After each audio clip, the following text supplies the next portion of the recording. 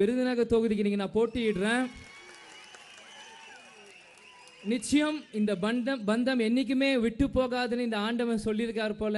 அதுதான் நிறைய பேர் சொன்னாங்க விஜய் பிரபாகர் சென்னையில் இருக்காரு, அவர் விருதுநகரை சேர்ந்த வேட்பாளர் இல்லை, அவர் எதுக்கு இங்கே வந்து போட்டியிடுறாருன்ட்டு. பூர்வீகமாக இது எங்களோட மண், இது எங்கள் பூர்வீகமே எங்கள் தாத்தாவோட மண். ராமானுஜபுரத்தில் தான் எங்கள் தாத்தா இருந்தார், எங்கள் அப்பா பிறந்தாரு. இது எங்களோட மண். இங்கே இருக்கிறவங்க எல்லாருமே எங்கள் அங்காளி பங்காளிங்க, எங்கள் சொந்தக்காரங்க தான். உங்கள் எல்லாருமே இங்கே நான் சந்திக்கிறதுல ரொம்ப சந்தோஷமாக அடைகிறேன், பெருமை அடைகிறேன். கேப்டன் எங்களை உங்களுக்காக என்னை விட்டு சென்றிருக்காரு. இனி என் பணி முழுவதும் உங்களுக்காக மட்டும்தான்.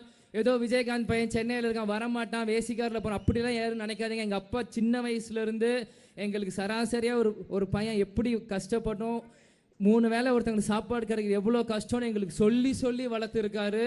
நிச்சயம் அதே மாதிரி தான்